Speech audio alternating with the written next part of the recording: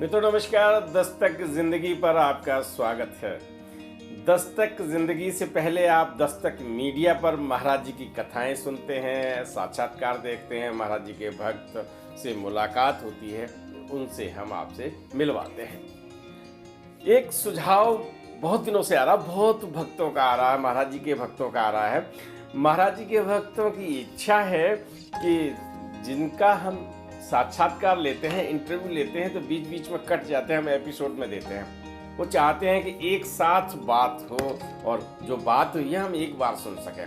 तो मित्रों, दस्तक जिंदगी पर हम आपको ये अनुपम भेंट देने जा रहे हैं इस नए वर्ष 2024 में कि महाराज जी के भक्तों का एक साथ साक्षात्कार आपको हम देंगे। जो इंटरव्यू लेंगे उनको भी एक साथ हम देंगे और आप एक साथ सुन सकेंगे।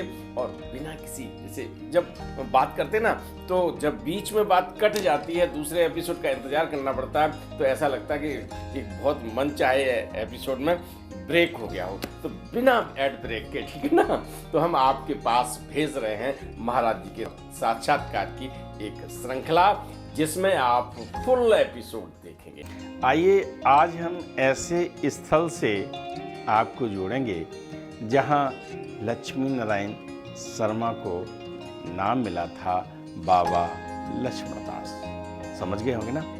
बावनिया गुजरात में, जहां महाराज जी को तलैया बाबा के नाम से भी जाना गया है। तो वहाँ के संस्मरण, देर किस बात की, मैं ज़्यादा देर तक बाधा नहीं बनूं। आइए उनके साथ, उन यादों के साथ चलते हैं आपके साथ। था कि बावनिया धाम जाते समय हम लोग अहमदाबाद में रुके थे और अहमदाबाद से बावनिया जा रहे हैं। आप देख रहे हैं कि महाराज जी के सभी भक्त यहाँ पर हैं और मैंने आपको लिख के भी भेजा था कि पूज्य रघु दादा के नेतृत्व में और कृष्णा विशाल भवसार, सही बोल रहा हूँ ना, दिखा दीजिएगा। नाम इसलिए कर रहा हूँ कि बहुत बड़ा इसमें अर्थ छिपा है कि हर आदमी भवसागर से पार होना चाहता है और उसका संयोजन भवसार जी कर रहे हैं। तो सबसे पहले बस जो कन्हैया जी की भूमिका में है, सारथी बने हुए हैं, नाम बता दीजिए गाड़ी चलाते समय। गजराज जी, वाह भाई वाह, नाम आपने सुन लिया। और ये आप हम सबको ले जा रहे हैं बावनिया। तो टीम, पहले मैं सीधा एकदम कैमरा बदल देता हूं और ये बहुत मुस्कुरा रहे हैं, यही लाइव कर रहे हैं और इस समय कैमरा मैंने पकड़ा हुआ है। और ये लड़का जो बात कर रहा है फोन पर, सागर, ये भी हाँ मुस्कुराहट आ गई नाम लेते हुए ही।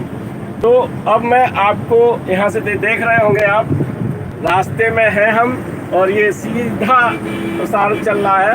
आपको सीधा सीधा 3-4 दिन आपको कोई कथा सुनने को नहीं मिलेगी, कोई पहले से रिकॉर्डेड जो वीडियो है हमारे पास, साक्षात्कार है, वो नहीं मिलेंगे। तो अब हम आपको सीधा सीधा बात करेंगे। और एक विशेष बात बता दूं, आराम से बात करूंगा, कोई जल्दी नहीं है। हनुमान चालीसा आयोजन की एक विशेष कड़ी है हनुमान चालीसा।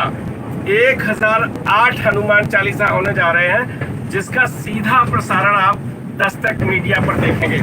टाइम आपको हम कल से बताएंगे कि किस समय शुरू होगा और किस समय उसका विश्राम होगा। आपको पहली बार मैं समझता हूँ 1008 का जो यहाँ पर इस क्षेत्र में हो रहा है, महाराज जी के तप स्थली पर ये आयोजन हो रहा है, तो सीधे सीधे आपको दिखाने में अच्छा लगेगा और आपको भी अच्छा लगेगा। तो सबसे पहले मैं क्या नाम है आपका? तेज बोलिए, हम तो लोग बड़ा वैसे सुनते हैं। हाँ, कृष्णा विशाल भवसार। हाँ देखिए, मैंने आपको बताया था जिनके संयोजन में ये बिल्कुल इस कार्यक्रम को केंद्र की धुरी है, ठीक है ना। कृष्णा विशाल भवसार जी, विशाल जी से आपको मिलवाऊंगा अगले लाइव में, लेकिन आप बैठे हैं पहली पंक्ति में, मैं चलता हूं। आइए सबका परिचय आपसे करवाता हूं। इधर से आपको याद होगा महाराज जी के अनन्य भक्तों में एक श्रृंखला है, एक मन का जीवन बाबा। अब वो हमारे बीच साक्षात नहीं है, लेकिन हमारे साक्षात रूप में यहाँ पर बैठे हैं पूज्य जीवन पांडे जी। तो महाराज जी की, महाराज सदगुरुदेव भगवान की जय, बोलो माँ महाराज की जय। आप मैं अब क्या बताऊं, आप तो पहचान गए, लेकिन एक बड़ा प्रश्न आया है। मैंने प्रश्नों की जो आपको श्रृंखला दी थी कि आप प्रश्न पूछिए, उसमें एक बहुत बढ़िया प्रश्न आया है, उसका जवाब भी मैं दादा से ही दिलवाऊंगा। मैं और लोगों से मिलवाता हूँ। आइए देखिए, बिल्कुल भगवा सरकार चल रही है केंद्र में, और यहाँ गुजरात में हूँ और यहाँ पर भी है, वस्त्र भी वही है। शुभ नाम क्या दादा? दिनेश मेहता। मेहता जी, आपने गुजरात की मिट्टी की सोनी सुगंध आपके पास पहुंच गई होगी कि यहाँ से, गुजरात से मेहता साहब हैं। मेहता साहब, आप बावनिया जा रहे हैं? हाँ जी, क्यों जा रहे हैं आज? क्योंकि हनुमान चालीसा का पाठ है और वहाँ पर जो मंदिर का निर्माण हो रहा है और जो आश्रम बन रहा है, उसके उपक्रम में ये जो अद्भुत कार्यक्रम का आयोजन हुआ है, वहाँ पर बाबा जी का दर्शन करने के लिए और सभी का सत्संग प्राप्त करने के लिए जा रहे हैं। अच्छा, चलिए, बहुत बहुत धन्यवाद। आप मेरे साथ और आइएगा। इधर पूज्य श्री दिनेश शर्मा जी बैठे हुए हैं, बिल्कुल बचपन में हैं। अरे मुस्कुरा रहे हैं आप। अब देखिए भाई, बचपन में ही हैं, क्योंकि महाराज जी को आप बचपन में ही मिले थे। और जिस समय आप मिले थे, तो वो कहानी मैं आपके मुखारबिंदु से जब बावनिया पहुंचूंगा तो मैं बताऊंगा, आपको पूरी स्टोरी बताऊंगा। लेकिन यहाँ ये समझ लीजिए कि आप महाराज जी के सानिध्य में बचपन में ही आ गए थे। दादा, क्यों जा रहे हैं बावनिया? एक ही प्रश्न है। बावनिया हमारा गुरु स्थान का आदि स्थान कहा जाता है। अच्छा जी। तो आदि स्थान में हम ब्रजवासी हैं जी, उसे जोड़ रहे हैं जी, और उस गुरु आदि स्थान को हम और अधिक महाराज के भक्तों को बताने के लिए, समझाने के लिए कि वो उस स्थान की भी बहुत अधिक महत्वपूर्ण वो महत्ता है, इसलिए उसका बहुत जरूरी होना जरूरी है। तो वहाँ पर जो कार्यक्रम होंगे, उन सब कार्यक्रमों में हम सम्मिलित होकर अपने को सौभाग्यशाली माने। मैं आपको बता दूं कि ये शर्मा जी नीम करोली धाम में जब गुफाएं खोजी गई थी, उस समय भी आप वहीं थे। मैं आपसे पूछना चाहता हूं कि नीम करोली की गुफाएं कैसे आपने, क्या आप थे उस समय वहां पर?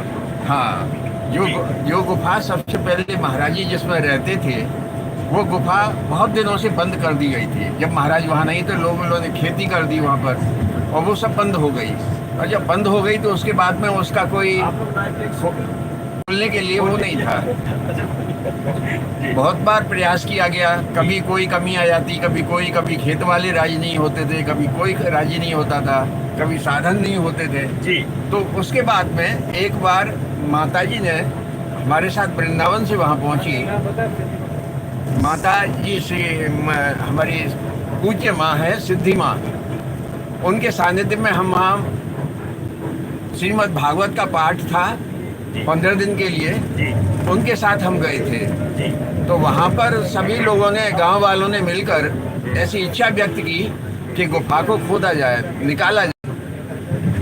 ऐसे साधन उस समय उत्पन्न हो गए। माताजी भी वहीं थी। माताजी के आदेश से ग्रामीण जो पुराने गांव के थे, जिन्होंने बुलाए गए, और फिर उस स्थान को यही गांव वालों ने कहा कि यहाँ माताजी कहेंगी वहाँ से खोदना शुरू करेंगे, क्योंकि गुफा का विलुप्त होना एक अलग बात थी, लेकिन उस समय याद रहना बहुत बड़ी बात थी। तो लोगों को याद नहीं था, तो माताजी को ये सभी गांव वालों ने कहा कि उस स्थान पर खोदें, यहाँ माताजी कह देंगी। तो विभिन्न उन्होंने, गांव वालों ने अपने विचारों से कहते हुए, अब माताजी आप ही बताएं। तो माताजी जब भागवत का विश्राम हुआ, उस समय वहाँ से उठकर वहीं खेत में पहुँच गए। फिर उन्होंने ये कहा कि आप लोग बताएं। भक्त लोगों ने कहा जहाँ माताजी आप हैं वहाँ सब कुछ हो सकता है। तो माताजी जहाँ खड़ी थी वहीं से छू किया गया। तो वहाँ पर क्या निकला था खुदाई में? वहाँ खुदाई में सबसे पहले वहाँ विभूति निकली, विभूति निकली और उसमें सुगंध निकली। सुगंध निकली। आपको लगा, आपको कैसी सुगंध महसूस हुई वहाँ पर? वहाँ पर ये मालूम पड़ा कि यहाँ कोई यज्ञ हुआ है, कोई ना कोई बात है जरूर। क्या बात है? सुगंध हुई है। मैं बात को यहाँ रोकूंगा, क्योंकि लाइव में जितने भी भक्त हैं उन सबको आपसे मिलवाऊंगा। मैं केवल बताना ये चाहता हूँ कि नीम करोली धाम में जब गुफाओं की खुदाई हुई, गुफाओं का पता लगाया गया, तो वहाँ पूज्य सिद्धि माँ, बहुत खोजबीन के बाद बहुत कथाएं सुना चुका हूँ मैं, तो आप वहाँ थे। और आज बावनिया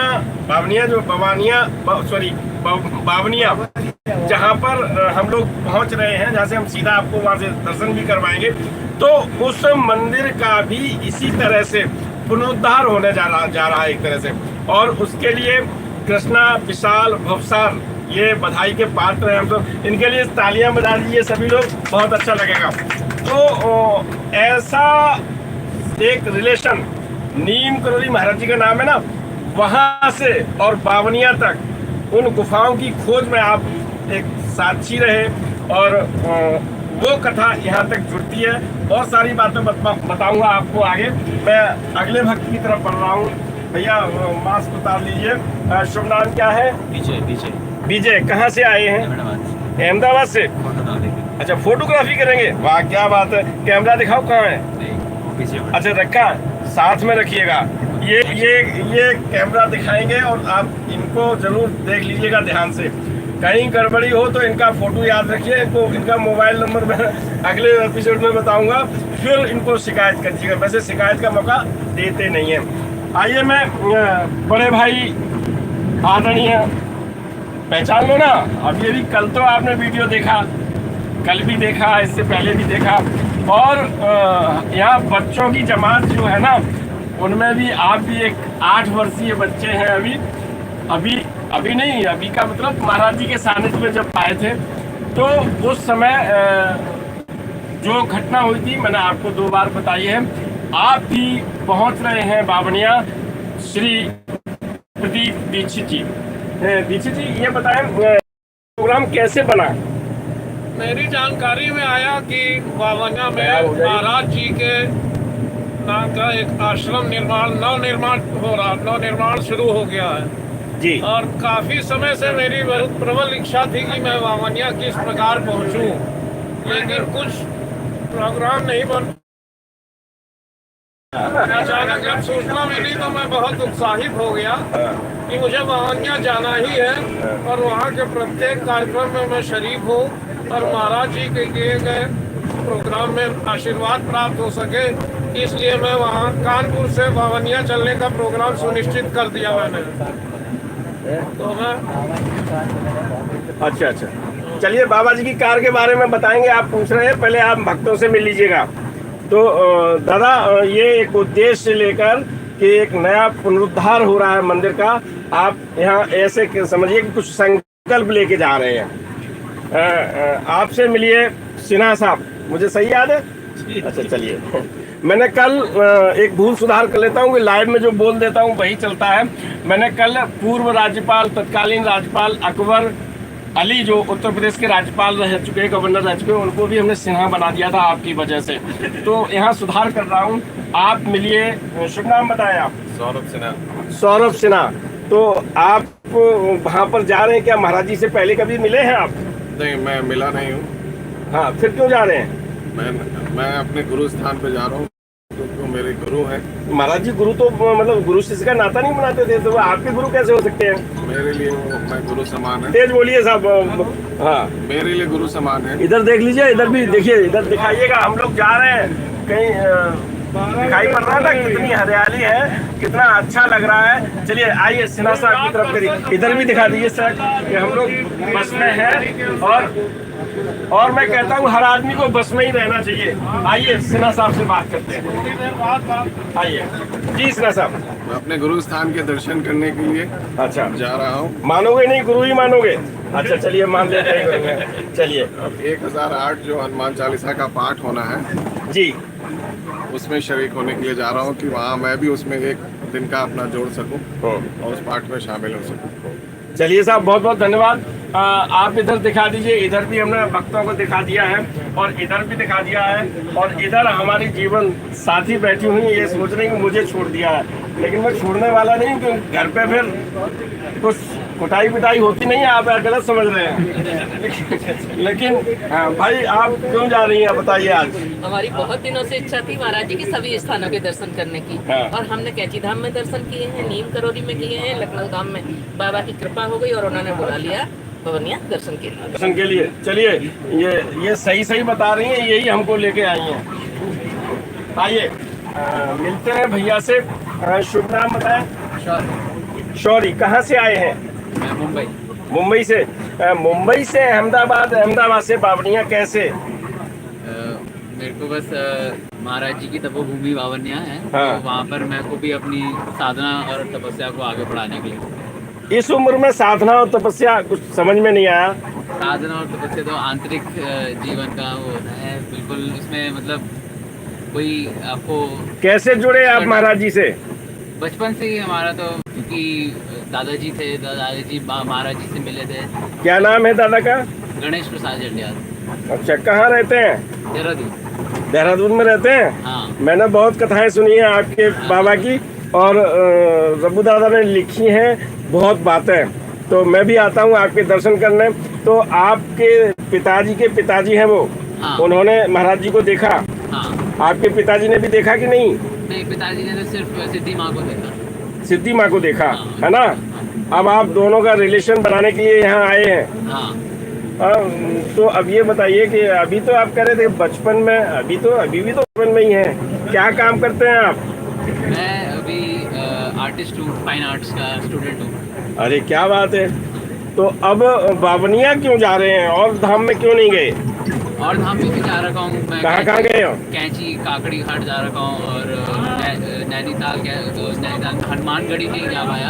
अच्छा। बट वीरभद्र में जो ऋषिकेश में है वहाँ पर भी जा रखा हूँ। अच्छा। बावनिया भी जाऊँगा। बावनी तो जा रहे हैं आज, अभी थोड़ी देर में पहुंच जाएंगे। चलिए, ये जीपी झंझाल साहब के नाती हैं, और मैंने आपको रब्बू दादा की जो किताब है ना, सुना रहा हूँ दस्तक जिंदगी पर, तो उसमें उनका उल्लेख आया हुआ है। और भी मैंने कथाएं सुनाई हैं झंझाल साहब के बारे में। दो भाइयों की जब बात आती है तो उनमें से एक के, यानी है तो दोनों के ही नाती, लेकिन एक का डायरेक्ट रिलेशन है, ठीक है ना? हाँ बेटा, आप कहाँ जा रही हो? बवनिया। क्यों जा रही हो? महाराज जी की जो तेज बोलिए, हम तो ऊंचा सुनते हैं। तो बस स्थान पे दर्शन करने के लिए जा रही हूँ, और बहुत टाइम से सुना है बवनिया के बारे में। हाँ। और बहुत सारी कहानियाँ सुनी है हाँ। कि वहाँ पे क्या होता था और उस स्थल की क्या महत्वता है। तो हाँ। बस आज उसी को देख। आवाज आ रही है भैया कि नहीं? आवाज नहीं आए तो इस बिटिया को एकदम वहाँ से कह दीजिए कि आवाज नहीं आ रही। हाँ चलिए बोलिए। तो बस ये मौका मिला है तो स्थल को देख पाऊंगी और महाराज जी को और करीब से। नहीं तो ये दोनों युवा हैं, और मुझे लगता है कि महाराज जी की ये 5वीं या 4थी पीढ़ी है जो सीधा रिलेटेड कर रही है। तो बेटा ये बताइए कि इस उम्र में रोजगार खोजते हैं, पढ़ते हैं, और आप बवनिया जा रहे हैं, क्या पृष्ठभूमि है आपकी? हाँ, तो रोजगार तो चलता है, मतलब चली है। हम जी। नौकरी भी कर रही हूँ मैं, जी। और संगीत में मेरी बहुत रुचि है। संगीत में रुचि है? जी, तो जी। फिर तो मैं कुछ सुनूंगा तभी छोड़ूंगा। हाँ चलिए आगे बताइए। और कोशिश यही है कि महाराज से हमने जो जो सीखा है हाँ। उसको हम अपनी लाइफ में फॉलो करें, और हर दिन उसका प्रयास करते रहें, अभ्यास करते रहें। और बाकी आई थिंक जब मन में इच्छा होती है तो महाराज जी पे सारे काम अपने आप कर देते हैं। चलिए मम्मी का नाम बताइए। मम्मी का नाम मुक्ता पांडे है। और हाँ, आपने नानी- नाम सुन लिया है, और मैंने कथाएं सुनाई हैं उनसे संबंधित। हाँ। पापा का नाम? पापा का नाम जीवन चंद पांडे, जो उन्होंने आगे बोला। नहीं, उनको नहीं दिखाई पड़ेगा, अब तो वो बात आई हो गई है। और पीछे आगे बैठे हुए हैं। हाँ, मुझे जिन्हों- शुरुआत में नाना जी और नानी से अब आए आप बिल्कुल सही जगह। हाँ, महाराज और महाराज के बारे में जानने को मिला। नाना का नाम जी, बताइए। पूरनचंद जोशी। क्या उन्होंने क्या स्पेशल काम किया जोशी साहब ने? वो शुरुआत में बाबा जी के साथ थे, और उनके बहुत सारे मैं बचपन में कहानियाँ सुनती थी, तो मुझे लगता था कि ये कौन सी जादुई दुनिया है, क्योंकि एक कहानी ऐसी थी जिसमें महाराज जी जो है बाबू को उड़ा के लेके जा रहे थे। तो आपने नाना की ये मुखार बिंदु से कहानी सुनी है। हाँ, तो उन्होंने ऐसा क्या किया जो सब लोगों को पता है? अब कुछ कथाएं नाम से बताइएगा।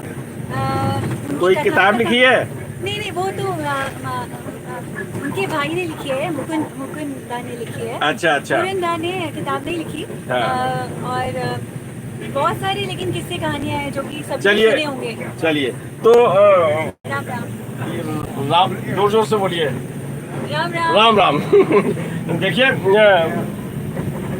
पूरन चंद जोशी जी, मैं के नाम सुनते ही आपको बहुत सारी कहानियां जहन में आ गई होंगी, जो कथाएं जहां से रिलेटेड हो सकती हैं, जहां से उनकी वास्तविकता प्रमाणित होती है। बहुत खुशी होती है। मैंने कानपुर के श्री प्रदीप दीक्षित जी से मिलवाया, जो बालक के रूप में घायल हुए थे और दूसरे दिन ठीक हो गए थे। आप चौथी पीढ़ी से मिल रहे हैं महाराज जी के उसमें, और हम अब आते हैं बिल्कुल जहाँ से गाड़ी शुरू होती है। शुभ नाम बताइएगा। इंग्लिश में बोलिए, कोई बात नहीं है। मैं हिंदी में बोलूँगा तो समझ तो लेंगे। Your good name? प्रसाद रमणी। प्रसाद मणि। कहाँ से हैं? रमणी भाई, नाम सुन लीजिए। देखिए, मैंने एक इंग्लिश में इंटरव्यू लिया था, तो वहाँ एक ट्रांसलेटर बिठा लिया था। आपको याद होगा कश्मीरी गेट में, जो फॉरेन से आए थे, और मैं बोलता था हिंदी, वो ट्रांसलेट करते थे, और वो मैं सीधी बात कराता हूँ। इंग्लिश में बहुत सारा क्षेत्र है, लेकिन मेरे पास तो हिंदी है भाई। चलिए बताइए, बावड़ियाँ क्यों जा रहे हैं? I've been associated with Maharaj Ji for the last 10 तेज बोलिए years. Sir. I've been associated with Maharaj Ji for the last 10 years. So I'm very closely associated with Rabbu Da Ji also. He told me about Bhavaniya, and so I said it's a great opportunity to reconnect with क्या बात है। Maharaj Ji. मैं आपको वहाँ से बात करवाऊंगा, बिठाल के, ट्रांसलेट करके। और शुभ नाम बताएं सर। नागेंद्र पुरोहित। आप जय श्री बावनी? राम। मैं बावनिया इसलिए जा रहा हूँ कि ये मेरे पीछे पेड़ दिख रहा है। हाँ, अरे क्या बात है। वहाँ पे जो कुछ भी लैंडस्केपिंग करनी है, जो आगे और ग्रीनरी को बढ़ाना है, वो काम करने के लिए मैं जा रहा हूँ। वाह, ये कर्णधार हैं वहाँ के। हम लोग तो आज दर्शन करेंगे, 2-4 दिन रहेंगे, फिर इसके बाद चले आएंगे। जो व्यवहारिक धरातल पर वहाँ काम हो रहा है, वो असली कर कमल इन्हीं के हैं। तो इन्हें हम सब लोग ढेर सारी शुभकामनाएं देते हैं। तो जितने लोग हमारे साथ जा रहे हैं, इन लोगों के साथ मैं जा रहा हूँ, तो उन लोगों सबसे मैंने बात करवा दी है। और जैसा कि मैंने ये बताया था कि आप अपने प्रश्न भेजिए और हम उत्तर दादा से दिलवाएंगे। तो आपने प्रश्न भेजे हैं, ये बहुत अच्छी बात है। मैं केवल एक बात आपसे कहना चाहूँगा। महाराज जी पूछा करते थे, जब ये भक्त बैठे थे, तख्त पे विराजमान होते थे, अनन्य भक्त वहाँ बैठे हुआ करते थे, तब मैंने कथा में बताया आपको कि 99% लोग किस लिए जाते थे? अपनी समस्या लेके। कोई मंत्री बनना चाहता था, कोई विधायक बनना चाहता था, कोई उद्योगपति बनना चाह रहा था, कोई नौकरी चाहता था, और अपनी इच्छाओं के लिए। और भाई ये भी सही है कि हम सांसारिक प्राणी हैं और अपनी समस्या से ग्रसित होते हैं, तो आध्यात्मिकता की तरफ जब पहुंचते हैं ना, तो उन समस्याओं को लेकर पहुंचते हैं। मेरा निवेदन ये है कि अभी 26 तारीख तक समय है। अगर सकारात्मक आध्यात्मिक प्रश्न पूछेंगे तो आपको मैं बवनिया से, दादा के मुखार बिंदु से, और जितने भक्त हैं, मैं एक आपको लाइव इंटरव्यू करूंगा, उसमें आप पूछेंगे, लेकिन सकारात्मक। हमने लोगों ने जो प्रश्न पूछे हैं, क्या मंदिर दर्शन सभी के लिए कल से खुल जाएंगे? मंदिर खुले हुए हैं, ठीक है। इसके लिए दादा की एनर्जी की कोई जरूरत नहीं है। जब चौकीदार बैठा है तो मालिक को परेशान नहीं करते। तो ये बातें हमसे पूछ लिया करो, ठीक है। अगला विकास पाठक दादा चरखारी से पूछ रहे हैं, हम अपने कर्मों का फल स्वर्ग या नरक में भोग लेते हैं, तो उसके बाद भी हमें अपने अगले के प्रारब्ध क्यों भोगना पड़ता है? क्यों कर्म काटने पड़ते हैं? दादा विकास पाठक चरखारी। विकास भैया, बात ये है कि आप जो कह रहे हैं कि हम नरक और स्वर्ग भोगते हैं, वो आप इसी धरा में भोगते हैं। आपने ऐसे कर्म किए जो कि अनैतिक हैं, तो आपको उसका प्रभाव इसी जन्म में मिलेगा। अगर आपने अच्छे कर्म किए हैं तो आपको इसी जन्म में मिलेगा। आपके पुत्र अच्छे होंगे, आपकी पुत्री अच्छी, आपकी भार्या आपके मन से चलेगी। लेकिन अगर आप जो है इस समय जो आप आज का कर्म जो है वो कल का प्रारब्ध है, जो आप भोग रहे हैं, जो आपके साथ हो रहा है, अच्छा बुरा जो भी हो रहा है, वो पिछले कर्मों का कहते हैं कैरी फॉरवर्ड, आगे बढ़े हुए कर्म है। लेकिन आपने जो आज कर्म किया वो कल का प्रारब्ध है। लंबा कर्म होता है जो अगले जन्म मिलता है। अगर कोई अगला जन्म होता है तो, क्योंकि पिछला जन्म मैं नहीं जानता, याद नहीं, मालूम नहीं किधर जाना है। लेकिन एक बात पक्की है कि आप मनुष्य योनि में ही रहेंगे। कि कीट पतंग कौवा कुत्ता कुछ नहीं बनेंगे आप। क्या बात है, क्या बात। बहुत बड़ी समस्या का हल कर दिया दादा ने, और विस्तार में मैं आपको फिर बताऊंगा, दादा के मुखारबिन से सुनवाऊंगा, क्योंकि दादा पूरी बात बता सकते हैं। लेकिन प्रश्न और भी है डॉक्टर। अभी मैंने जवाब नहीं दिया इसका। अच्छा, जवाब पूरा ले। अगर आपके कर्म अच्छे हैं तो आपको अच्छे घर मिलेंगे, अच्छा खानदान मिलेगा, अच्छी आपको क्या कहते हैं अपॉर्चुनिटीज मिलेंगी जी। आपको अच्छा कर्म करने के लिए आप और आगे बढ़ाते चले जाएंगे। आपका रजिस्टर पुण्य कर्मों से बढ़ता रहेगा, और पाप कर्म होते हैं वो कम होते चले जाएंगे। इसी का नाम मोक्ष है, इसी जीवन में मोक्ष है। आगे है कि इतना नहीं जानता, लेकिन अगर आप जब चिंता मुक्त हो जाते हैं, आपके सारे पूत परिवार सब ठीक हो जाते हैं, सब कुछ बच्चे अच्छे लग जाते हैं, यही तो मोक्ष है। और क्या है? बाकी भैया जय हो, घबराओ मत। एक महाराज की शरण में जो आता है वो हमेशा आनंद में रहता है। हमारे पास एक बहुत ज्ञानी महाराज जी के साक्षात दर्शन नहीं किए, उनका अनुभव कैसे ले सकते हैं? देखो रेणु बिटिया, अनुभव तो ऐसा है कि आप आंख बंद करके जितने प्रेम से स्मरण करोगे महाराज को, उतना ही। ये बताओ कि राम का अनुभव कैसे लेते हो, कृष्ण का अनुभव कैसे लेते हो? आप स्मरण करके ही तो लेते हो। तो जब जो राम का अनुभव जैसे लेते हो, या कृष्ण का अनुभव ऐसे लेते हो, ऐसे ही महाराज का अनुभव होता है। उनके चालीसा है, उनके मंत्र हैं, उनका श्लोक है। वो कहते थे सुंदरकांड पढ़ो, उसमें महाराज देखेंगे आपको। हनुमान चालीसा पढ़ो, उसमें महाराज देखेंगे आपको। स्मरण से ही पाओगे आप। और आप तो देखो ना, विष्णु सहस्त्रनाम में लिखा है कि यस्य स्मरण मात्रेण जन संसार बंधनात् विमुच्यते नमस्तप्राय विष्णु प्रभु विष्णु। इसके स्मरण मात्र से ही संसार के बंधन कट जाते हैं। उसी प्रभु विष्णु का बार बार स्मरण कराओ। आप भी वही करो, महाराज का स्मरण करो, आपको इसी जन्म में उनका अनुभव होगा। ये मेरा वादा है। जय श्री राम। आप हमसे बात करो। हाँ, मैं बात करता हूँ। इन बातों का सिलसिला जारी रहेगा, क्योंकि ये यात्रा के दौरान जरा इधर उधर भी दिखा दीजिए कि यात्रा चल रही है ना? चल रही है। चलिए, मान लिया, इधर दिखा तो थोड़ी हरियाली आ जाएगी। ठीक है, ये देखिए वृक्षारोपण इधर बहुत अच्छा है। हर खेत पर पेड़ लगे हुए हैं, आप भी पेड़ लगाइएगा। इधर बहुत अच्छा। चलिए, इधर से नहीं, हाँ चलिए, इधर से आ जाओ। राजीव दादा को भी आशीर्वाद दिलवा देना। राजीव दादा को, हाँ चलिए आइए। मैं इस लाइव में दादा कह रहे हैं कि अभी चलेंगे तो वहाँ बहुत सारी बातें करेंगे। नॉर्वे से राजीव शुक्ला हैं, और उन्होंने कम से कम 1 दर्जन वॉइस मैसेज में, बहुत सारे वॉइस मैसेज या दादा के टेलीफोन नंबर मांगते हैं तो मैं इग्नोर कर देता हूँ। मैं आप लोगों से क्षमा मांगता हूँ। दादा बैठे हुए हैं, वो चाहते हैं कि उन्हें आशीर्वाद दिया जाए। तो राजीव शुक्ला जो नॉर्वे से हैं, उनके साथ सभी दर्शक जो है दस्तक मीडिया के हैं, महाराज जी के भक्त हैं, उनके लिए आशीर्वाद के साथ मैं इस लाइव को विश्राम दूंगा। दादा एक बार आशीर्वाद दे दीजिए सभी को। भैया, मैं जिस स्थल में जा रहा हूँ पवनिया में, तो महाराज की आदि तपस्थली है। वहाँ पे मंदिर बन रहा है महाराज का। आप उसी महाराज की शपथ लेके मैं आपसे कहता हूँ कि आपका कल्याण हो, कल्याण हो, कल्याण हो। आप चिंता मत करो बिल्कुल। चलिए, सभी लोगों को, हाँ अगले उसमें करेंगे। सभी लोगों को आशीर्वाद मिल गया है दादा का, और मैं प्रश्न की श्रृंखला बहुत बड़ी है।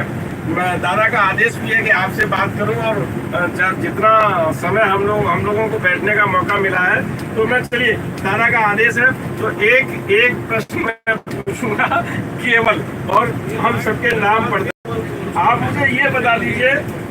मैंने तो बहुत जब से जाना है तब से मैं बता रहा हूँ ये हर्बल फैक्ट्री है, हर्बल फैक्ट्री से पूछ रहे हैं ये रब्बू दादा कौन है? रब्बू दादा वो नीम करोली बाबा के परम अनुग्रह जिनके ऊपर बरस रहा है। नीम करोली बाबा ने जिनको अपना कार्य, अपना प्रचार और प्रसार करने के लिए जिनको चुना है, जो हनुमान जी का परम तत्व है, ऐसा कहा गया है कि हनुमान जी का तत्व वो भगवान राम से सदैव जुड़ा रहता है और वो हनुमान जी का परम तत्व है वो रब्बू दादा के ऊपर नीम करोली बाबा के द्वारा बरस रहा है। उन्होंने सत्संग द्वारा इतना जीवन में आध्यात्मिक विकास किया है कि बाबा जी के माध्यम से परम तत्व का साक्षात्कार उन्हें खुद हुआ है। ऐसा कहता है कि आचिनोति शास्त्रार्थम सम्यक आचरते स्वयं आचार्य स्थापय धन्यान तमाचार्य विदुर्बुधा। क्या बात है, जैसे कि वो आचार्य है, एक गुरु के पद ऊपर है और शिक्षा द्वारा नीम करोली बाबा के सिद्धांतों का जो सार है वो सिद्धांत किस तरह से सरल भाषा से हमारे हृदय में उतर जाए उसकी शिक्षा रब्बू दादा हमें बहुत वर्षों से दे रहे हैं। बहुत बहुत धन्यवाद साहब, आपने दादा के बारे में बताया। इन्होंने मेरी बहुत अत्यंत तारीफ कर ली। बिल्कुल भरोसा मत करना, ना विश्वास करना। मैं महाराज का तीसरी जनरेशन का सेवक हूँ और उन्होंने मुझे कंटिन्यू बराबर काम देते चले जा रहे हैं। अब मेरा इस समय जीवन का परम ध्येय है महाराज की आदि तपस्थली पवनिया धाम को हम जागृत करें, खूब बढ़ाएं, उन्नत करें और आप सब लोग इसमें सहयोग देना। आपको रब्बू दादा की पूरे प्रेम मिलेगा, प्यार मिलेगा। जय हो, जय हो, जय हो। मित्रों, लाइव जब करते हैं तो लगता है कि आपसे बातें करता रहूं और बातें आए और बातें करता रहूं, भक्तों से मिलवाता रहूं। तो आप ये पूरी यात्रा आपके नेतृत्व में ये हो रही है और एक खोज सिद्धि माने गुफाओं की थी। आज पवनिया में दादा के नेतृत्व में एक ऐसा काम होने जा रहा है या चल रहा है जैसा नीम करोली धाम में हुआ था। तो मेरा सौभाग्य है, दस्तक मीडिया का सौभाग्य है कि हम सब इस बात के साक्षी बन रहे हैं और हम रहे ना रहे लेकिन ये यादें आपके बीच रहेंगी तो महाराज जी की ये नई पीढ़ी आगे आती रहेगी। आपसे जिन लोगों ने प्रश्न भेजे हैं उनका नाम मैं पढ़ देता हूँ। सुभाष जी ने भेजे हैं, महिपाल जी ने भेजे हैं, इन सब प्रश्नों का उत्तर मैं दिलवाऊंगा। अजय शुक्ला जी ने भेजा है और बहुत लंबी नरेंद्र साहू जी ने झांसी से अपनी बात रखी है, नौकरी के लिए लिखा है। बिल्कुल महाराज जी आप प्रयास करते रहिएगा। अंकुर शिखरवार ने भेजा है कि इनकी 58 वर्ष की ताई है, 2 मई से लापता है, मनिया जिला धौलपुर से।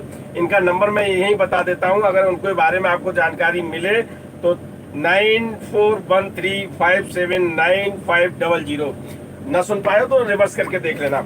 ये आराध्या गुप्ता जी ने भी अपना प्रश्न भेजा है, एकता अग्रवाल ने जो भेजा था मैंने आपको जवाब दिया। बहुत सारी लिस्ट बन चुकी है।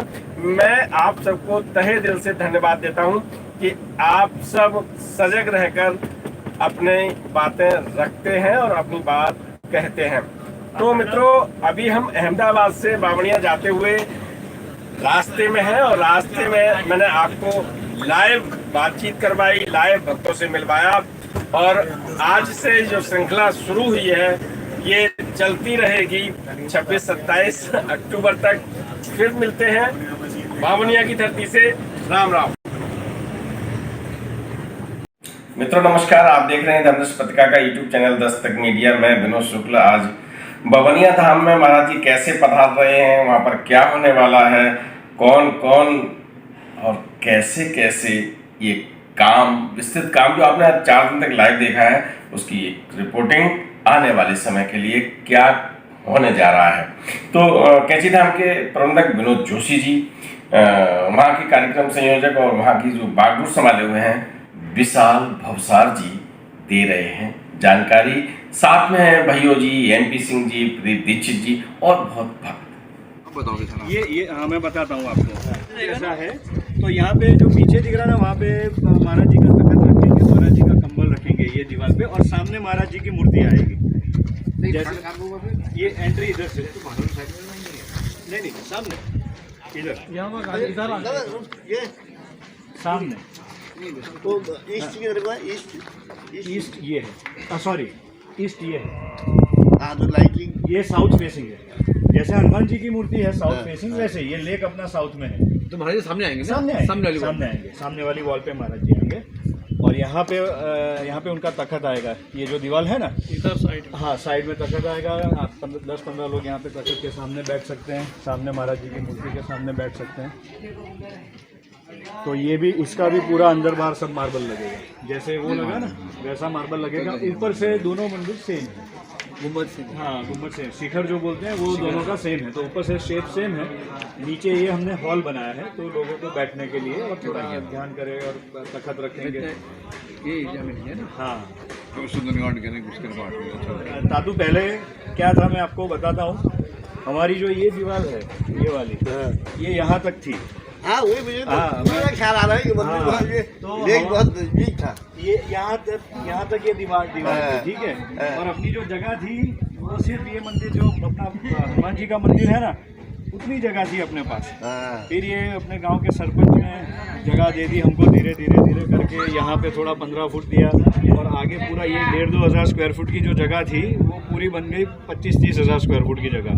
तो बाजू में इसके दो, जो अपना लास्ट जो पेंडेंट ट्री है, उसके बाद यज्ञशाला है, और उसके बाद आश्रम का है, और उसके बाद पार्किंग है। टोटल फाउंडेशन हो गई। हाँ वो आश्रम का फाउंडेशन है। आपने फाउंडेशन जो देखा अभी बन रहा है वो आश्रम का फाउंडेशन। तो ये भी हमको मंदिर के आगे जगह मिल रही, और हम यहाँ से भी और क्या कर रहे हैं, यहाँ से कैंटिलीवर ऐसा डेक बनाएंगे।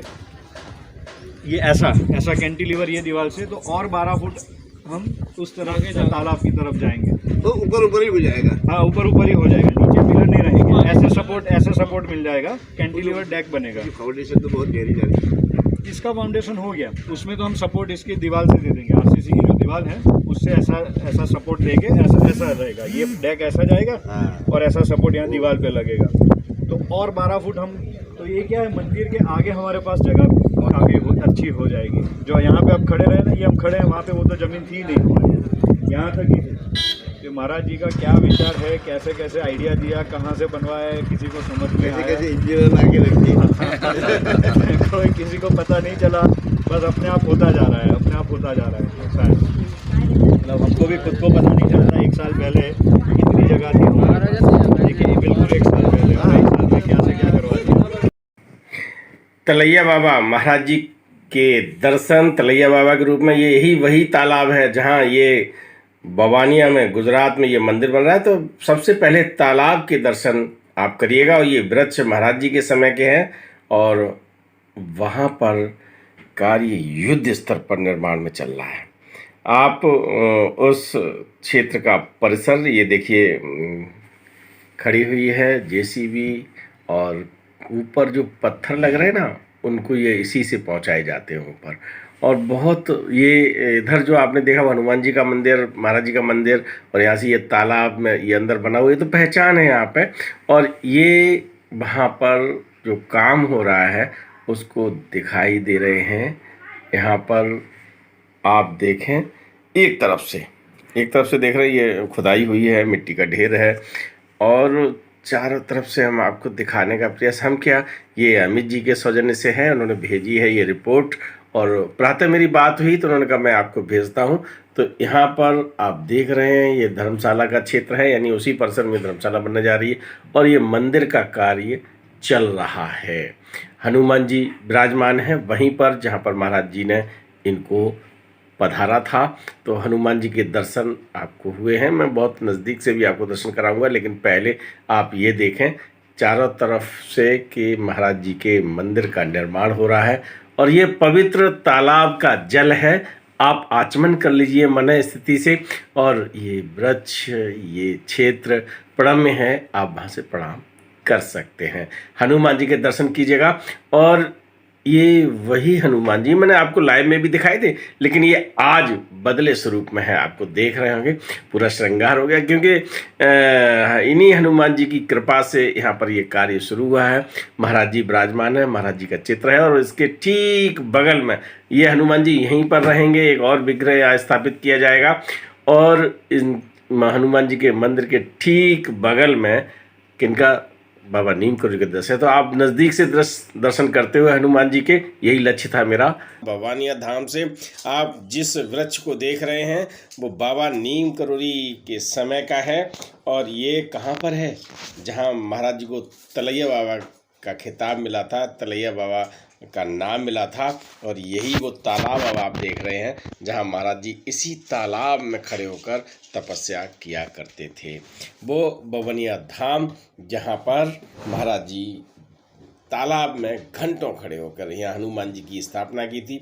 अब वहाँ मंदिर बन चुका था, खुले चबूतरा पर उन्होंने किया था। और आज यहाँ एक नेक पवित्र काम होने जा रहा है। वृक्ष आपने देखा है, यहाँ पर वृक्षारोपण होने जा रहा है महाराज जी के, यानी हनुमान चालीसा लगे। सामने आप देख रहे हैं भारत के सुप्रसिद्ध डॉक्टर अपूर्व व्यास जी यहाँ पर जिस वृक्ष को लगा रहे हैं, रब्बू दादा भी हैं, और लोग इस वृक्षारोपण को कर रहे हैं। आप देख रहे हैं कि बड़ी इच्छा होती है कि समाज में वातावरण शुद्ध हो, और शुद्ध वातावरण के लिए हर किसी को वृक्ष लगाने चाहिए, पौधारोपण करना चाहिए। और भवानिया के पावन धाम पर, महाराज जी की तपस्थली पर ये वृक्षारोपण का कार्य हो रहा है। आप देख रहे हैं मातृ शक्ति भी लगी हुई है, और ये विशाल भवसार की ऊपर लाल कपड़ों में माँ खड़ी हुई हैं। और नीचे आप देख रहे हैं कि ये दस्तक मीडिया की संस्थापक, आप सोच रहे हो बोल में हिचकिचा क्यों रहे हो, तो वो प्रसन्न है ये वृक्षारोपण करके, और कुछ कह भी रही हैं। और आप देखते हैं कि वृक्ष का एक स्वरूप जब एक समय के बाद निकल के आता है, और सच में हमारे यहाँ जो अंतिम संस्कार होता है और उसमें जो लकड़ी लगती है, हर व्यक्ति को ये ध्यान में रखते हुए कि जितनी लकड़ी आप में लग रही है उतना तो रोपण यहाँ कम से कम करके जाएं। और वो और भी उद्देश्य हैं, ये मैंने एक ऐसा उद्देश्य बताया है जहाँ धर्म के, कर्म के स्थान पर आप खड़े हैं, तो एक ऐसा संकल्प लें, जीवन में वृक्ष जरूर लगाएं। यहाँ पर कैंची धाम के प्रबंधक विनोद जोशी जी, भैयो जी, हनुमानगढ़ी के MP सिंह, ये देखिए वृक्ष रोपण का कार्य यहाँ पर हुआ। और ये जो व्हील चेयर पर बैठे हैं वो विनोद जोशी जी हैं, प्रदीप दीक्षित जी साथ में खड़े हैं, बड़ी संग अपूर्वा व्यास, ये लखनऊ, अपूर्वा जी आई, पूर्वी नाम है इनका, तो नाम थोड़ा सा ऊपर नीचे कर देता हूँ। तो वो लखनऊ से आई हैं, बहुत लोग आए हुए हैं, ये नमन दिल्ली से आए हुए हैं। अब वृक्ष लग चुका है, और कैंची धाम के प्रबंधक विनोद जोशी जी उसमें जल अर्पण कर रहे हैं, क्योंकि जल के बिना वृक्ष बढ़ता नहीं है ना। तो वृक्षारोपण तभी संपूर्ण होता है जब जल अर्पण करते। और ये जल तो महाराज जी का स्पर्श किया हुआ हम मानते हैं, क्योंकि जिस तालाब में वो खड़े होते थे उसी तालाब से ये जल लिया गया है।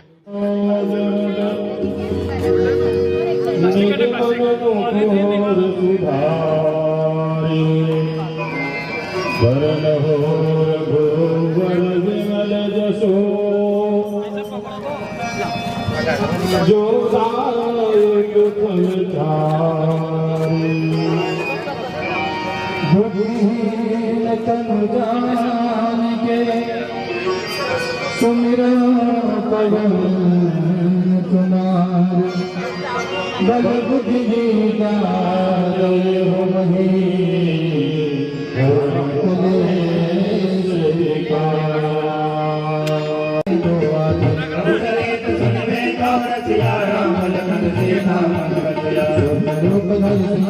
और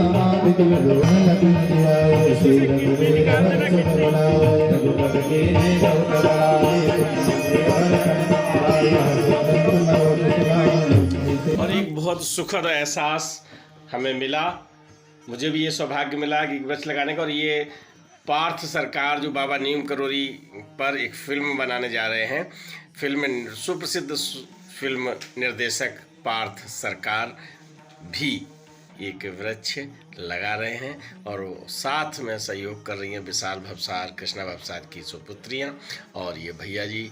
सभी लोग बड़े प्रसन्न हैं और एक ऐसा काम जो आज वो कर रहे हैं ना, इसका फल पीढ़ी दर पीढ़ी चलता रहेगा। फल मिलते हैं वृक्षों से, ऑक्सीजन मिलती है जिससे हमारा जीवन चलता है, बहुत कुछ मिलता है, समाज का वातावरण शुद्ध होता है। पुनीत कार्य वृक्षारोपण का जारी है और व्यवस्था में महती भूमिका निभाने वाली संजना वृक्ष रोपण में भूमिका निभा रही हैं।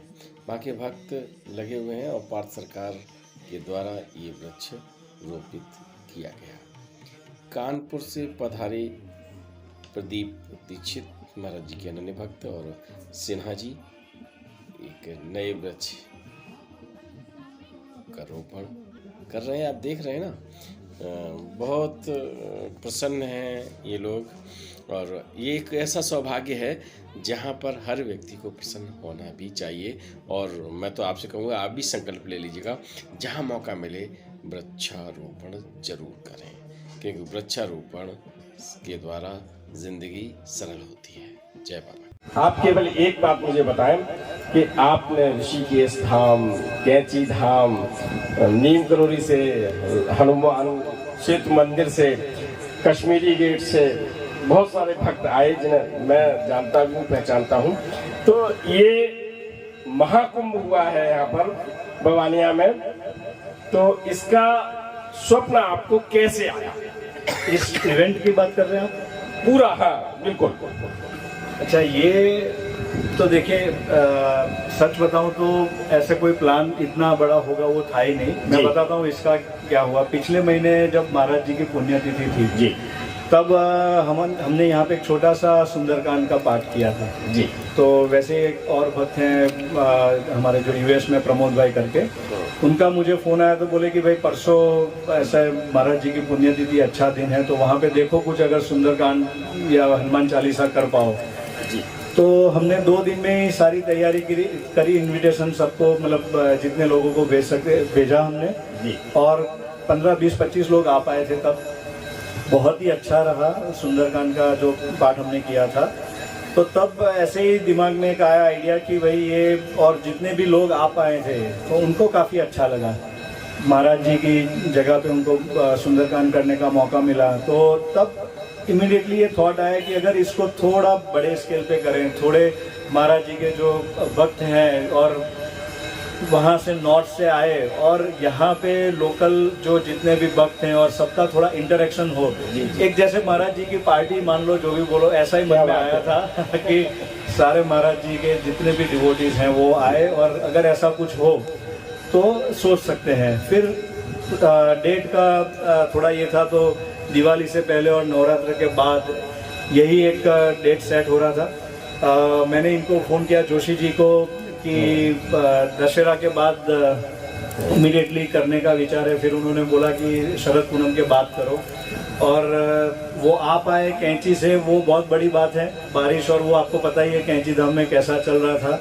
जी। तो सब महाराज जी का प्लानिंग है, बस विचार उन्होंने डाल दिया कि ऐसा कुछ करो और हो गया। देखो कितने लोग आए हैं, कहाँ कहाँ से आए हैं। ये महाकुंभ हो गया और इसकी पुनरावृत्ति फिर हो, वहाँ 12 साल बाद होती है, कुछ महीने में हो, ये मेरी शुभकामनाएं। 4 लाइनें मैं विशाल जी के को समर्पित करते हुए, जो सफर की शुरुआत करते हैं वो मंजिलों को पार करते हैं। बेशक हौसला रखिए, आप जैसों का रास्ते भी इंतजार करते हैं। मैं बिना किसी, क्योंकि बड़ी भूमिका निभाने में समय जाएगा, और आदरणीय पूज्य विनोद जोशी जी को आशीर्वाद के लिए मैं माइक थमा रहा हूँ। श्री सद्गुरुदेव भगवान की जय।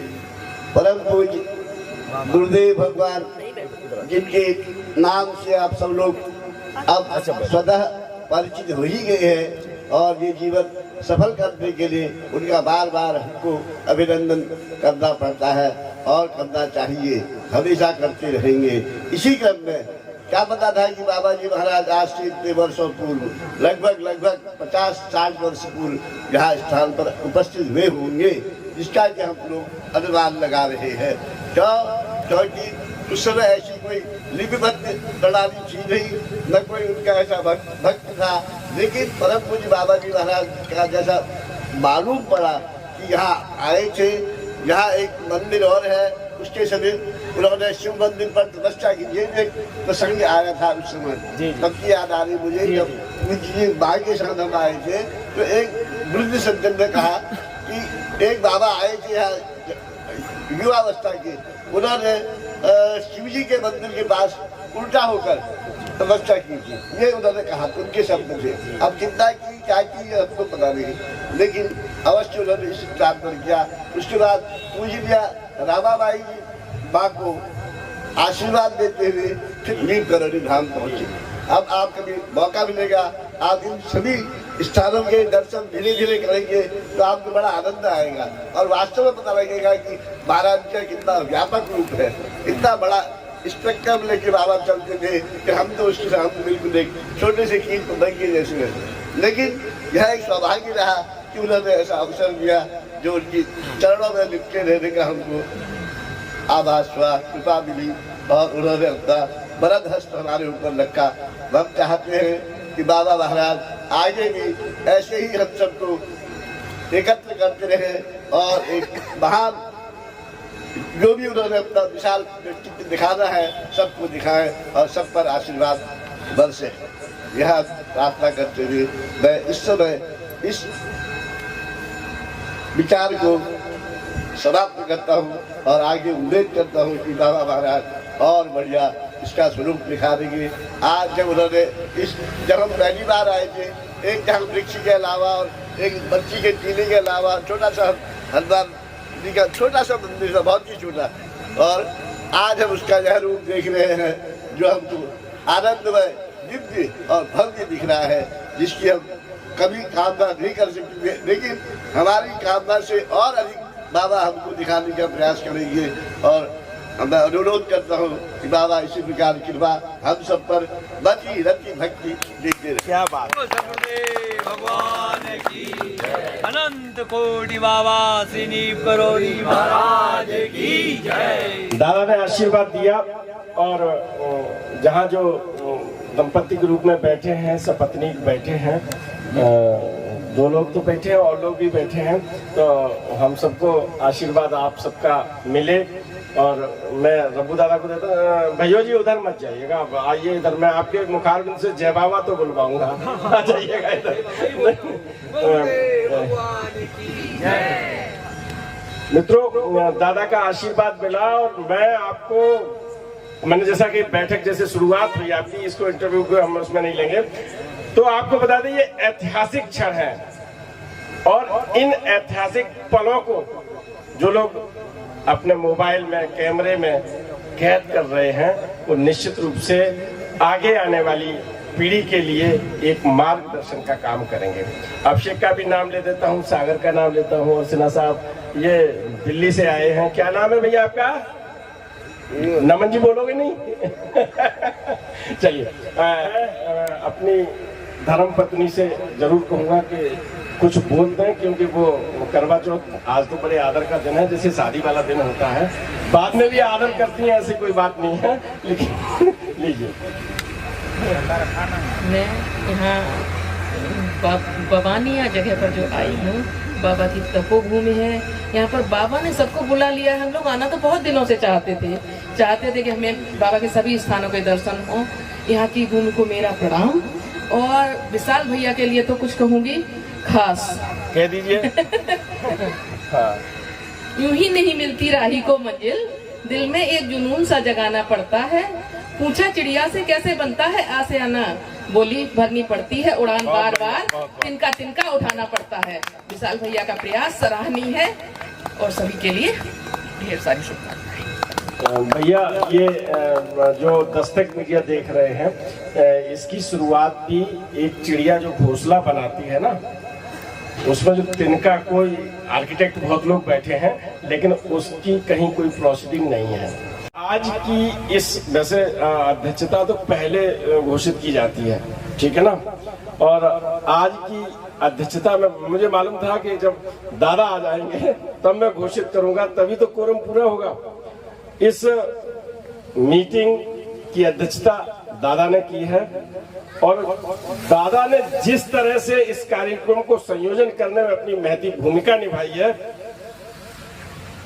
उस कदम को, उस आशीर्वाद को मैं प्रणाम करते हुए उन्हें ये माइक दे रहा हूं।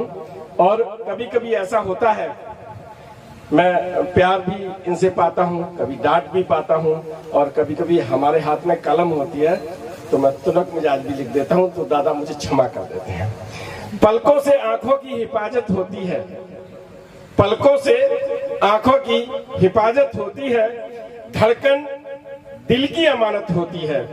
ये रिश्ता भी बड़ा प्यारा है, कभी चाहत तो कभी शिकायत होती है। पूज्य रब्बू दादा। मैं एक आपको सुनाता हूँ कि जब महाराज ने शरीर लीला करी 1973 में, तो श्री माँ की, परम पूजनीय सिद्धि माँ की इच्छा थी अब महाराज का मंदिर बने। वो चाहती थी कि सबसे पहले तो महाराज का अग्नि संस्कार वृंदावन में हुआ था, वहाँ बने, लेकिन संभव अगर कुछ न कुछ कारण हुआ कि माँ ने वहाँ बन नहीं पाया। तो एक दिन उनका नाम था श्री राम, तो वो कैची आए तो माँ ने विनोद से कहा कि ये विश्वकर्मा है, इसकी तू पूजा कर। और उनकी आरती हुई, विनोद ने करी, और उसके बाद माँ ने वो शुरू कर दिया मंदिर। तो पहला मंदिर महाराज का कैची में बना। तो विश्वकर्मा जो है उसका रोल है गढ़ना, वही गढ़ता है। मैंने ये मंदिर ऐसा देखा जिसकी कि नींव तो 110 साल पहले महाराज बना के गए थे। आप कहते हैं ना रेडियो एक्टिव सोर्स, उसकी हाफ लाइफ जो होती है इट इज इन 1000 साल में, 12,000 साल में, 50,000 साल तक होती है। तो इसकी जो है रेडियो एक्टिव, इसकी जो सोर्स है हाफ लाइफ जो है वो मिलियन ऑफ ईयर्स है। उसका रिजुवनेशन, उसके इतने विश्वकर्मा हैं आप लोग सब जो कि इस मंदिर को गढ़ रहे हो। क्या बात है, अच्छा लगा मुझे, और मैं चाहता हूँ कि ऐसा बने, इतना दिव्य बने। जब ये मंदिर बना था तो देखिए कैसे शुरू होता है। ये हुआ था कि कुछ वहाँ के राजकोट के दोस्त लोग थे, मित्र लोग थे, उन्होंने कहा कि भाई 10-12 लाख में हो जाना चाहिए। फिर विशाल एस्टिमेट निकाला 56 लाख का। फिर इसने कहा, अब मैं भी इस बीच में क्योंकि ट्रस्ट में था तो ये मुझसे बार बार कहता था, तो इसके दिमाग में कहीं ये द्रंगरदा स्टोन जम गया।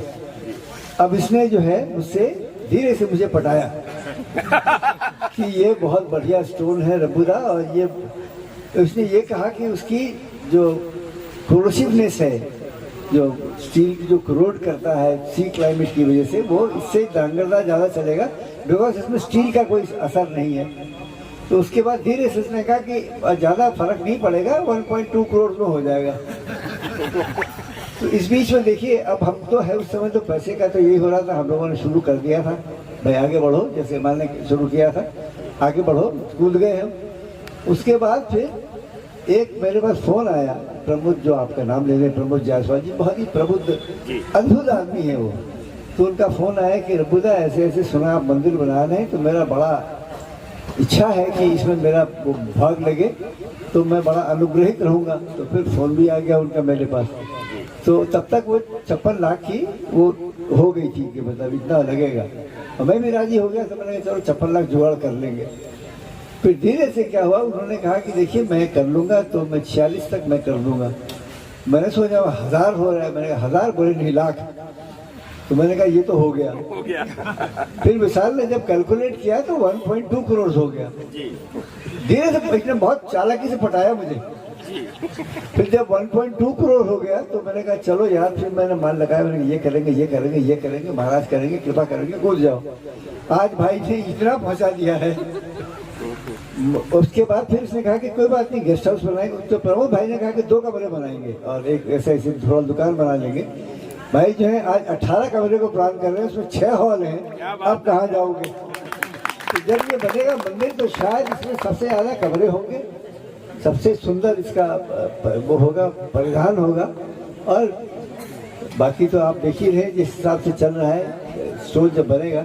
तो मैं इस पूरी टीम को वो देता हूँ। अब सोमपुरा भाई हैं, जीतू भाई हैं, एक एक करके आप लोग सब चुने। इलेक्ट्रिकल कंसल्टेंट्स हैं, स्ट्रक्चरल कंसल्टेंट्स हैं, साउंड वाले कंसल्टेंट हैं।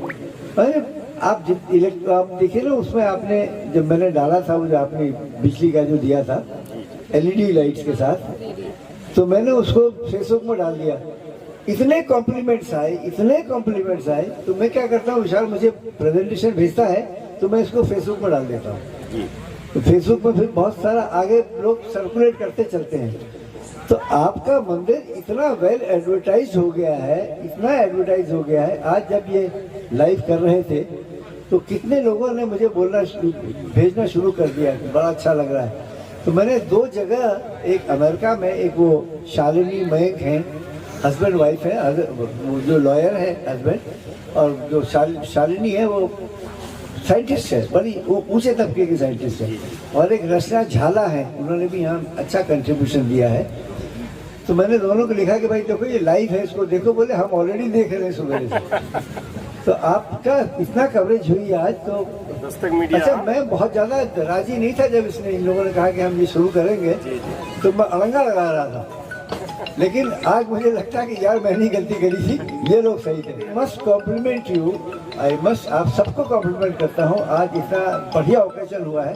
भगवान चाहेगा तो आगे बढ़ते जाएंगे। और बाकी सबको मेरा पर्सनल प्यार है, आशीर्वाद तो मैं क्या दूंगा, लेकिन पूरी संभाव तो क्या कहते हैं उसको, मैं आपके साथ। और आके जोशी का एवरी इंच आप लोगों के साथ है। आप जब भी बोलेंगे मैं आपके साथ हाजिर हूँ। बोलो गुरुदेव भगवान की जय, जगत जननी जगदम्बा मैया की जय, हनुमंत लाल की जय, बावनिया धाम की जय, अखंड धाम की जय, समस्त गुरु धामों की जय, आज के आनंद की जय जय जय।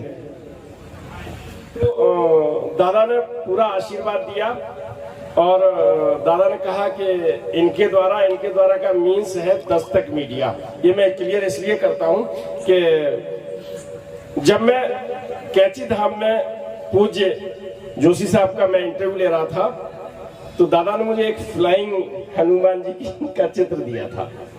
और जब मैंने फोन पे बात की एक दिन, तो दादा ने कहा कि वो फ्लाइंग हनुमान जी अब आसमान में उड़ रहे हैं दस्तक मीडिया के रूप में। तो बहुत आशीर्वाद मिला हुआ है। पूज्य, मैं अपना नाम नहीं, विनोद जोशी जी का नाम दे रहा हूँ और रब्बू दादा का और सबका बहुत सानिध्य मिला है, आशीर्वाद मिला है। मैं बहुत ही आदर के साथ इस कार्यक्रम के संयोजक श्री विशाल और कृष्णा जी, उन दोनों को आमंत्रित कर रहा हूँ और विशाल जी बोलेंगे उनकी भाषा को भी। तो धन्यवाद ज्ञापित करने के साथ आप अपनी बात कहें विशाल जी, विशाल भवशाल जी। और चीज़ जो किसी ने आपको नहीं बताई, जितनी भी टीम यहाँ पे बैठी है, जितने लोग हैं, वो इसको प्रोजेक्ट मान के कोई नहीं कर रहा है। सब एक सेवा भाव से और एक भक्ति से काम कर रहे हैं, वो बहुत बड़ी बात है। सारे प्रोफेशनल कंसल्टेंट्स हैं, कॉन्ट्रैक्टर्स हैं, पर लक अच्छा है कि सभी लोग इसको एक बहुत ही सेवा भाव से कर रहे हैं और वो मेरे लिए काम इजी कर देता है। तो सारे जितने लोग हैं सबका यही यहाँ पे एक एटीट्यूड रहा है। तो एक ये था। और बाकी रब्बूदा के बारे में थोड़ा बताऊंगा। अब इनकी एनर्जी जो है वो अगर साथ में नहीं होती तो ये मंदिर यहाँ पे जो इस हालत में दिख रहा है वो कभी नहीं होता। हमेशा बजा दीजिए एक बार जोरदार तालियां। हमेशा भगाते रहते हैं, दौड़ाते रहते हैं और हम दौड़ते रहते हैं। बाकी इनके साथ इतने टाइम से काम कर रहा हूँ, पर मैंने आज तक ऐसी एनर्जी देखी नहीं। जो इनका फोकस है मंदिर के लिए, क्या बात, और जो डेडिकेशन है बहुत ही गजब है। ये पारस स्पर्श है। आप चरणों में अगर छू लेंगे तो समझ लो सोना बन गए, है ना। और ऐसी हस्तियां जो यहाँ पर युगल के रूप में बैठी है, ये हम सबका सौभाग्य है।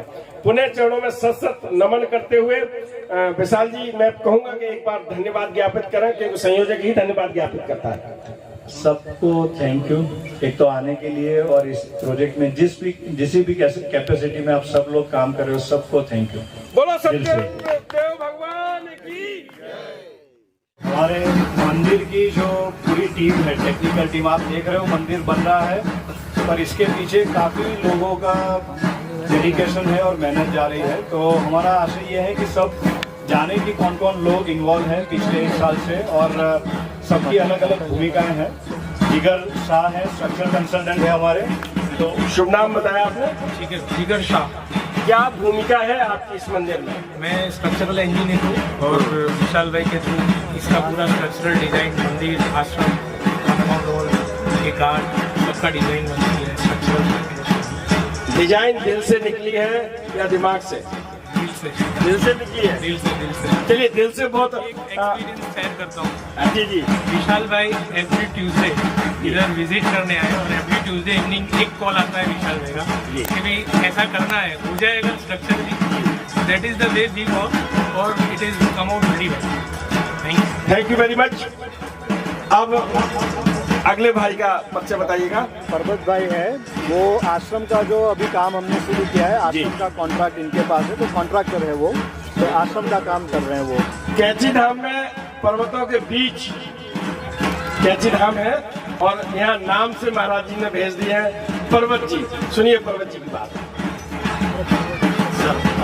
અમે અહીંયા આશ્રમનું કામ કરીએ છીએ।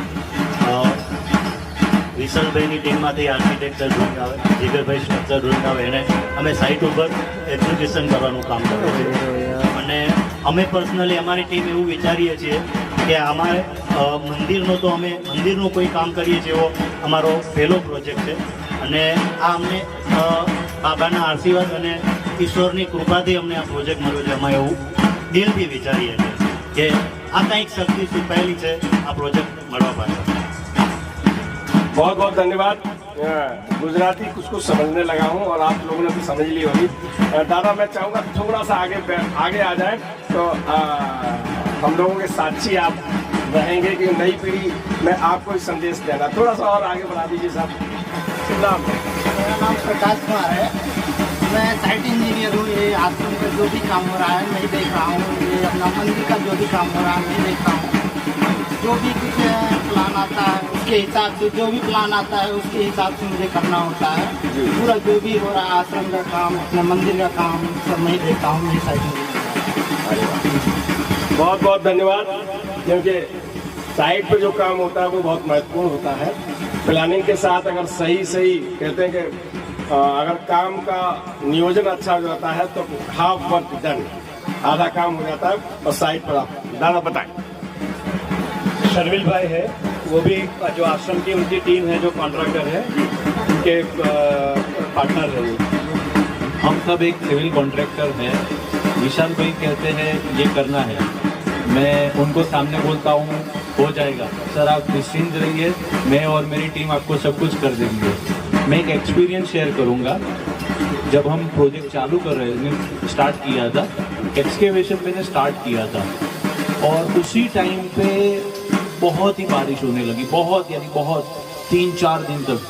बाजू में ये जो लेक है उसका वाटर लेवल भी हाई होने लगा, तो मुझे और मेरी टीम को एक डर लगा कि वाटर टेबल हाई हो गया है, तो शायद ये प्रोजेक्ट अभी 2 या 3 महीने डिले हो जाएगा। बट प्रभु की कृपा ऐसी रही कि पानी का कोई भी हमें डिस्टर्बेंस नहीं हुआ और हम इजीली बाहर आ गए हैं। Most of all the part में 75% के पार्ट में हम फाउंडेशन से अप आ गए, तो वो प्रभु की कृपा है। वाह क्या बात, थैंक यू। बताएं पीछे एक ले लेते हैं, पार्थ भाई है जो इलेक्ट्रिकल कॉन्ट्रैक्टर है। यहाँ पे जितना भी इलेक्ट्रिकल का काम होता है कॉन्ट्रैक्टिंग का वो करते हैं जी। यहीं के हैं वो, वावनिया के ही है। ये पार्थ भाई है। मैंने देखो गुजराती में जो समझा, अगर आप सही बताना तो विशाल भाई के साथ काम करते हैं और मंदिर में काम करना हमारे लिए गर्व की बात है। सही है? चलिए, बहुत बढ़िया पार्थ जी, क्योंकि कृष्ण की भूमिका में वो हैं, आपको पार्थ कह रहे हैं, तो जब भगवान जब कोई शब्द से संबोधित करते तो आप तो स्वयं ही। चलिए भाई, एक पार्थ से और मिलवा देता हूँ, या नहीं मैं करता हूँ पार्थ के बाद पार्थ। ये पार्थ सरकार है, और क्या करने जा रहे हैं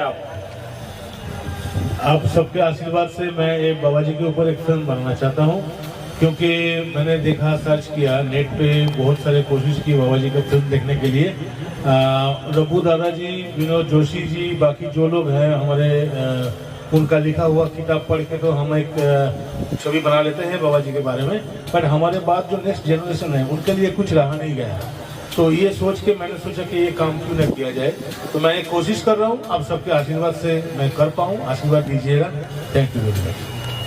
बहुत बढ़िया, क्योंकि बाद में माइक देते पता छोड़ते न छोड़ते, आपने इतने में निपटाया, बहुत बहुत धन्यवाद आपको, है ना। क्योंकि पिक्चर जब अच्छी लगती है तो आदमी और ज्यादा तेज बनाते हैं। जी भाई साहब, पीछे शुक्ला जी नागेंद्र जी हैं, हमारा जो लैंडस्केप डिजाइन करेंगे और जो पेड़ पौधे लगने हैं यहाँ पे वो पूरा वो बताएंगे। अभी आज जो प्लांटेशन किया वो भी उन्होंने पूरा प्लान किया था। नागेंद्र जी को ढेर सारी शुभकामनाओं के साथ मैं अपने दिल से, दस्तक मीडिया की तरफ से, महाराज जी के प्रतिनिधि के रूप में दादा की तरफ से केवल ये कहना चाहूँगा कि जब ये सब कुछ बन के होगा ना, और हरियाली नहीं हुई तो क्या होगा। लीजिए, सांसें आप दे रहे हैं। नमस्कार, मैं जब पहली बार यहाँ पे आया विशाल जी के साथ जी, और मैंने 100 साल पुराना बरगद का पेड़ देखा जी, तो मैं रो पड़ा एक सेकंड के लिए, इसलिए कि इतना प्यारा पेड़, इतना पुराना पेड़ जिसके नीचे बाबा बैठे थे कभी, उसको छूने का मुझे अवसर मिल गया जी। और ये परिसर अपने आप में ही सुंदर है, और ज़्यादा कैसे सुंदर होगा उसके लिए हम सभी लोग प्रयत्न करें। बहुत बहुत धन्यवाद मित्रों। अगर आप जिस स्थान पर बैठे हैं और उस स्थान पर अपने आप मालूम पड़ता है कि हमको स्वर्ग की अनुभूति कहाँ पर है, तो यहाँ तो मैं जब कल से आया हूँ, चला हूँ, मैं तो बहुत भाग्यशाली हूँ कि दादा जैसे महाराज जी के स्वरूप में कह सकता हूँ कि उनका वरद हस्त हम सबके ऊपर है। संदीप भाई, जो सोमपुरा है, मंदिर की जो डिजाइन होती है, उनके ड्राइंग सारे ये बनाते हैं। क्या बात है। हाँ, ड्राइंग में मेन तो हाथ हमनो જ છે, મારા મામાનો ચેતનભાઈ સોમપુરાનો। હું તો ખાલી ડિઝાઇન એક કે પ્રમાણે કરું છું, બાકી પ્લાનિંગ બધું જે કરો, નક્ષત્ર દિશા આ તે બધું મેળવવાનું એક કે પ્રમાણે થાય છે। क्या बात है, बहुत बहुत धन्यवाद। आपकी टीम बहुत अच्छी है, क्योंकि जितने संक्षेप में और अच्छी तरह बात रखी जा सकती है, मुझे तो ये लगता है कि पहले आपने पूरी कोई ट्रेनिंग दिलवाई है। जी भैया, जीतू भाई है। अब ये इनका जो रोल है पूरे मंदिर में वो बहुत ही इम्पोर्टेंट है। जितना भी धांगध्रा पत्थर का जो ये काम चल रहा है मंदिर का, वो सारा ये करते हैं। હું જીતેન્દ્રભાઈ સોમપુરા ધાંગધ્રા બધું સ્ટોન વર્કનું કામ કરું છું। હું દરેક મંદિરોમાં અલગ અલગ સ્ટોન વપરાતા હોય છે, જેમ કે આપણો અહીંયા ધાંગધ્રા પથ્થર લોકલ અમારા ગામનો જ પથ્થર વપરાય છે। બીજા મંદિરમાં માર્બલ હોય, બંસીપાણપુર પથ્થર હોય, અલગ અલગ અમે પથ્થરોના મંદિરો બનાવીએ છીએ। લગભગ 400 મંદિરથી વધારે અમે મંદિરો બનાવેલા છે। क्या बात है। પણ આ જે જગ્યા છે, અહીં આવવાથી અમને એટલું અનુભવ થાય છે કે ચાર્જિંગવાળી જગ્યા છે। આ એક વખત અહીં આવો એટલે તમને વારંવાર આવવાનું મન થાય, એ ટાઈપની આ જગ્યા છે। અને આવી જગ્યા મેં 400માં કદાચ 20 જ આવી સાઈડ જોઈએ છે કે આપણને આમ પેલું લાગે જગ્યાનું, તેવી આ જગ્યા છે દાદાની। અને આવું મંદિર હનુમાનજી દાદાનું પહેલું જ અમે બનાવ્યું છે। ઘણા મંદિરો અમે તો બનાવેલા, પણ આ જગ્યા એવી શાંતિ અને અનુકૂળ માટેની જગ્યા છે। बहुत जिसकी तलाश हर शख्स को होती है, शांति मिले, है ना।